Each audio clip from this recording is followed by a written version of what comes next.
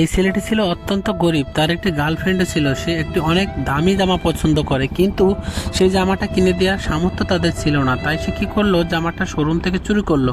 শোরুমওয়ালা তাড়াতাড়ি করে পুলিশে ফোন দিল এবং পুলিশ দ্রুত এসে জামাটি উদ্ধার করলো এবং তাদের চুরি করার অপরাধে অনেক মারধর করলো। মার খেয়ে তার গার্লফ্রেন্ড এবং সে অনেক কান্নাকাটি করতে লাগলো, কিন্তু তার বয়ফ্রেন্ড তাকে বোঝালো, আমি যেভাবেই হোক ওই জামাটি তোমাকে কিনে দিবই। মেয়েটি জামাটার জন্য ও রাতে ঘুমাতেও পারে না, কিন্তু তার বয়ফ্রেন্ড দেখে তার পকেটে এত টাকা নেই, তাই সে সিদ্ধান্ত নেয় সে ভারী ভারী কাজ করবে, করে টাকা জমিয়ে নতুন জামাটি কিনেই দেবে। তারপরে সে বিভিন্নভাবে কাজ করে, এসির কাজ, ভারী কাজ, বিভিন্ন বস্তা টানা, গ্লাস পরিষ্কার করা, সব কাজ করে সে অনেকগুলো টাকা জমায় এবং তার কাছে তখন এই জামা কেনার টাকা হয়ে যায়।